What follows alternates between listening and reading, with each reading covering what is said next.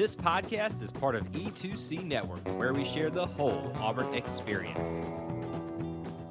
Hello and welcome to War Horses, the only college equestrian podcast that's going to predict how the conference tournaments are going to go.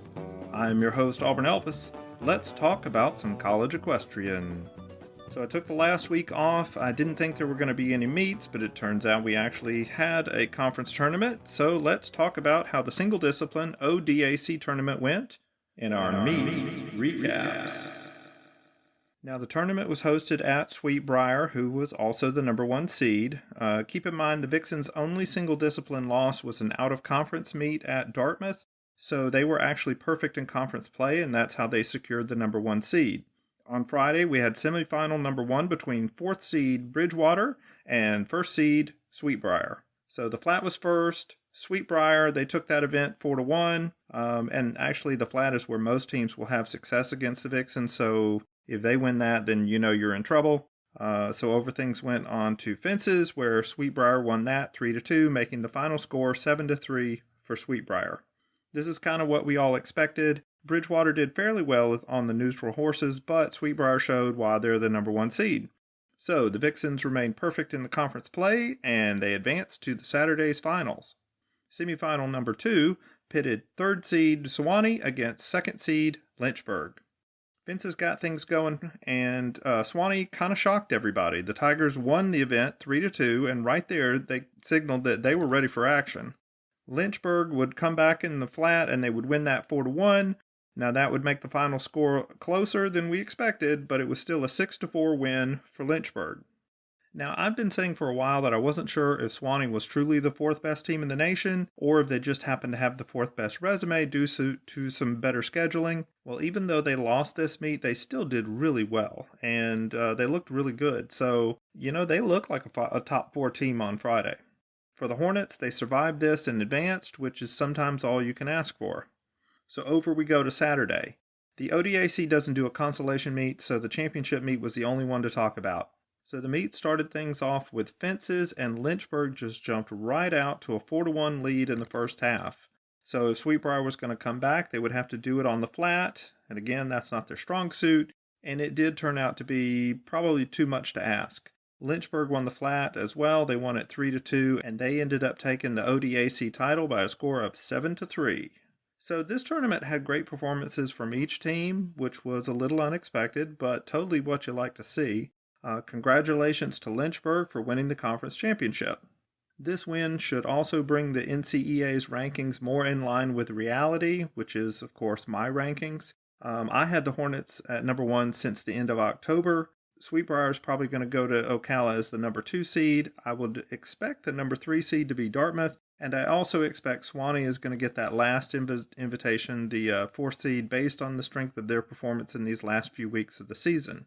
They're going to face number 1 Lynchburg, and Dartmouth and Sweetbriar will face in the other semifinal. That's my projection. It'll be made official here in another week, I bet. So that was all of this week's action. Now let's talk a little bit about the Golden Score Sheet Award.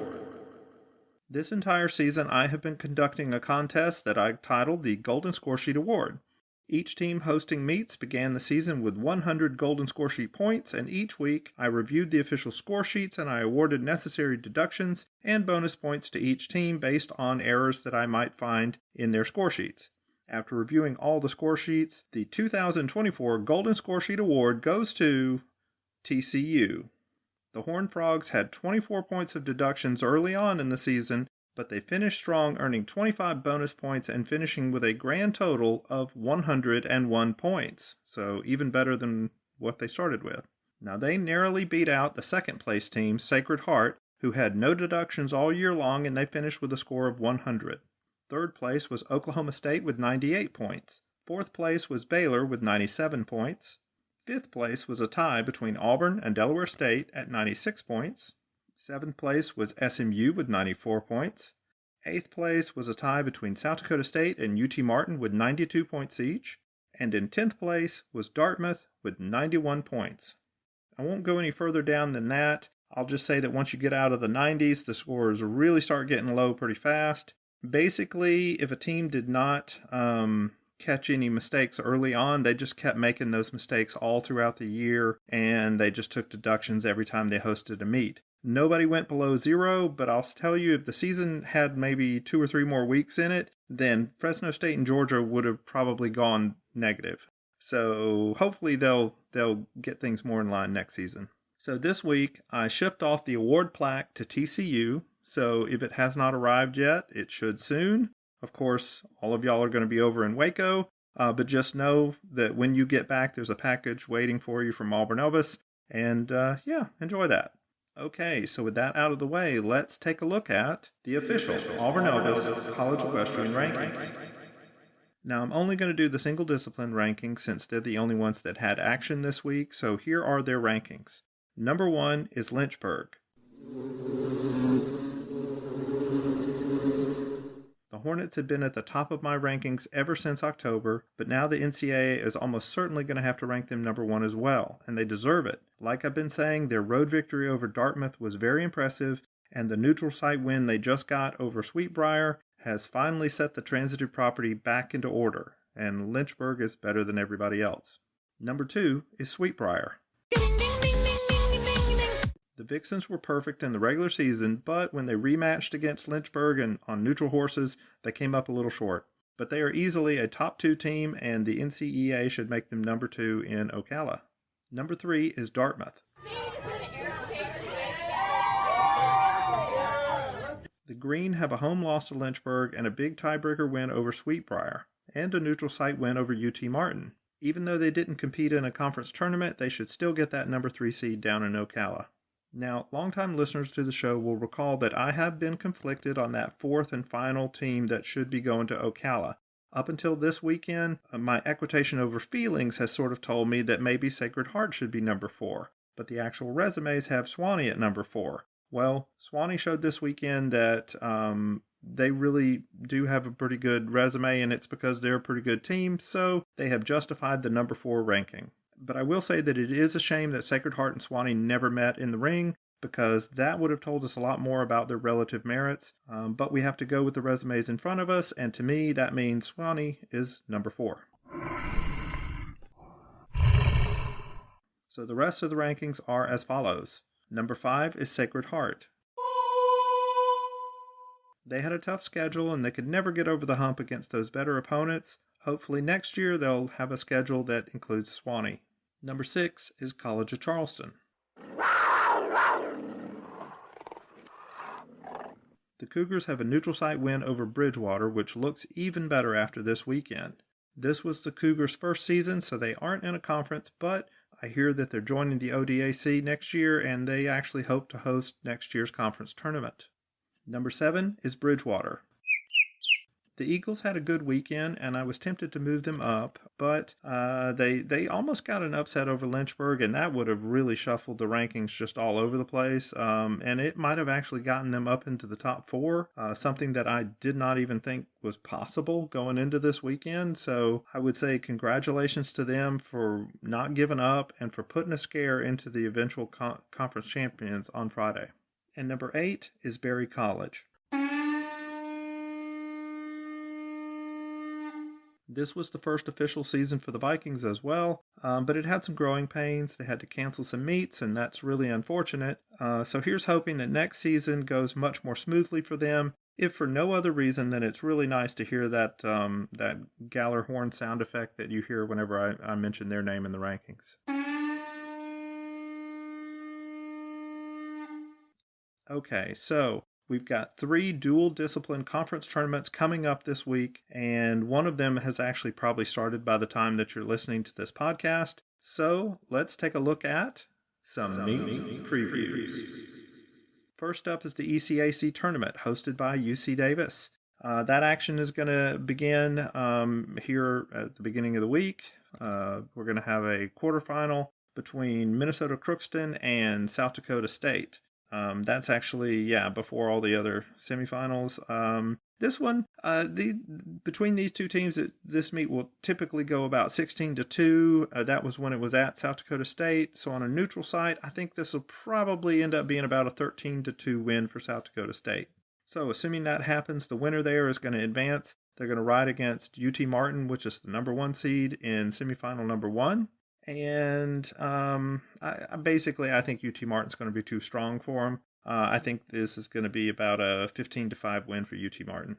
In semifinal number 2, we have 3 seed Delaware State going up against 2 seed UC Davis. Now this one should be kind of close. The Aggies match up very well with Delaware State, even though Delaware State has a ton of talent. Like I said last week, UC Davis keeps every meet close. It's really wild. Even the meets that they lose, they only lose by like 1 point. So, and that's against some pretty good teams. I think when you're talking about a 4-on-4 meet that is technically on neutral horses, but it is at UC Davis, I think that's going to pull them through, and I think it's going to be 10-6 UC Davis. So if all that happens, then that means we're going to end up with the number 1 versus number 2 final with UT Martin and UC Davis.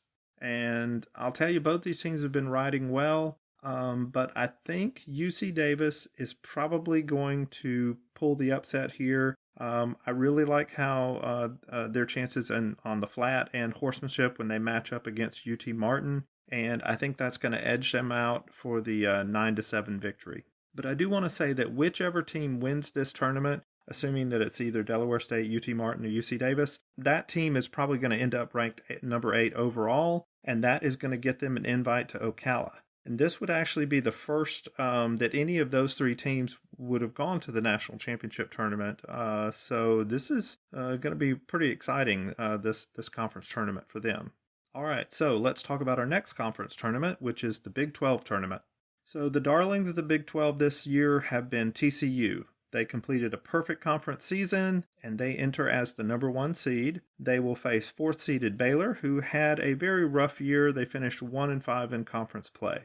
This one should go heavily for TCU. The only event that they have struggled with is fences, and while Baylor has talent in fences, they have not been very consistent in either of their jump and seat events, so I think there's a good chance that they're not going to do well when they match up against TCU. Even if the Bears were to win fences, they've still got an uphill climb everywhere else, particularly in horsemanship, so I think this is going to end up a 13-5 victory for TCU. Semifinal number 2 features 3rd seed Fresno State against 2nd seed Oklahoma State. This one is going to be tough for the Bulldogs. Their best events are fences and reining, but the Cowgirls are going to have answers for just about everything that Fresno State does, and I think this is going to likely end up being 13-7 in favor of Oklahoma State. So if those 2 meets go that way as expected, that sets up a consolation meet between Baylor and Fresno State. Now on paper, Baylor looks to be the better team, but like I said, we've rarely seen them perform as the better team, so I don't know. This is tough. Again, I don't do equitation over feelings, so I am going to go ahead and say that Baylor wins this 10-8 because that's what the stats suggest, but I'll just tell you, don't be surprised if Fresno State pulls the upset there because that would be very par for the course for Baylor. Now on we go to the Big 12 final. We'll have, as expected, I think we'll probably end up with 2nd seed Oklahoma State going up against 1st seed TCU. Oklahoma State is good enough to keep this close, but unless TCU really underperforms, I think we're still looking at a 12-8 win for the Horned Frogs. And if that happens, we are probably going to see the NCEA rankings impacted in the following ways. First, I don't think Fresno State or Baylor would make it to Ocala in these scenarios. Fresno State is below the top 3 ECAC teams like I talked about earlier, and even if they beat Baylor in the consolation round, that would not be enough to overtake the ECAC champion. Also, a TCU win would essentially guarantee that they're going to get the number 1 spot going into Ocala. Now, if they don't win the Big 12 tournament, then they may still get that number 1 seed in Ocala, but the door would be open for SMU or Texas A&M to possibly jump over them. Now, speaking of Texas A&M, let's take a look at our last conference tournament, the SEC. Semifinal number 1 matches 4th seed South Carolina against 1 seed Texas A&M. So listen up, everybody, because you better pay attention to this. As good as Texas A&M is, if they don't ride well, they could get upset in this one. And believe me, I'm not just saying that. I have looked at this, how they match up, and South Carolina has the talent to keep this one close. The Gamecocks are good in fences, flat and reining. So the only event that the Aggies can expect to win big is horsemanship. And I think they're going to win it, but it's going to be closer than most people expect. I think it's going to be 10-8 victory for Texas A&M. On we go to semifinal number 2, and that's where we'll see 3rd seed Auburn going up against 2 seed Georgia. This one looks very close as well. We've seen Auburn be up and down this season, and Georgia had a strong finish to the regular season. But I tell you, the Tigers have more talent according to the stats. So, again, I'm not playing equitation over feelings. I'm just going with what I've got in front of me. And I think that Auburn gets the 10-9 win over Georgia. And if that happens, we'll end up with another Georgia versus South Carolina consolation meet and another Texas A&M versus Auburn championship final.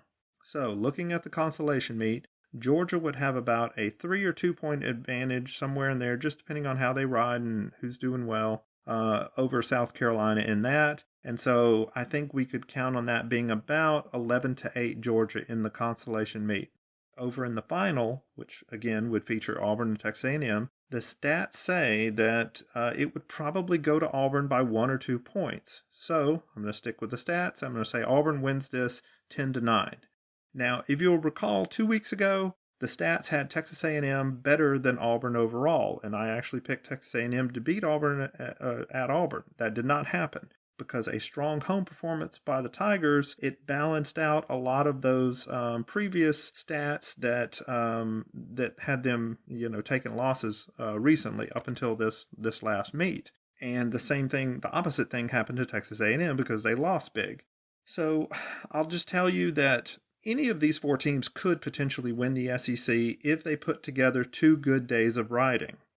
It's going to be the hardest for South Carolina to do that. It's probably going to be easiest for Texas A&M or Georgia, which I know sounds weird because just a minute ago I predicted Auburn is going to win this tournament. And that's because the stats don't really go into consistency. They just talk about how good are these riders overall.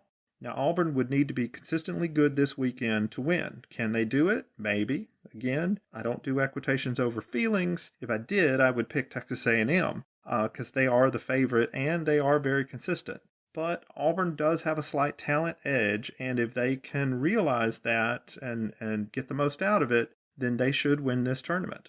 So the SEC tournament is probably going to have, or at least it has the potential to have the biggest impact on the final NCEA rankings, which control the national championship seedings. We could wind up with anything from Texas A&M finishing 2nd overall, to Auburn or Georgia finishing 3rd overall, or South Carolina finishing 4th overall. We could also see Texas A&M drop down to 5th, or see Georgia drop down to 6th, or see Auburn or South Carolina drop down to 7th overall. So a lot is riding on what happens in the SEC tournament.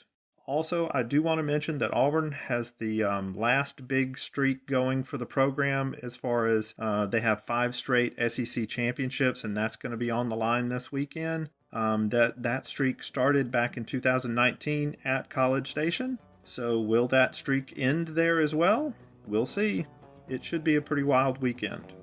And I'll just say that personally, I will be in College Station with a friend of the program, Jen, to watch all of the action. Jen is that nice Auburn lady who brings the cupcakes to the A&M meets when Auburn visits. I'm not sure if she's going to do that again, but she is bringing me, so this weekend I may be the cupcake. And we'll see how all that goes. That's all for this episode. I am your host, Auburn Elvis. Well, thank you very much for listening. War Horses and Cupcakes. Thank you for tuning in to today's episode on the E2C Network. On your way out, I want to remind you to stop by e2cnetwork.com. It's your one-stop shop for all our content across our podcast, YouTube channel, and much more. To stay up to date with us, make sure you're following social media accounts such as Facebook, Twitter, and Instagram. While our content here may always be Auburn sports heavy, if it's orange and blue, it's what we do. War Eagle.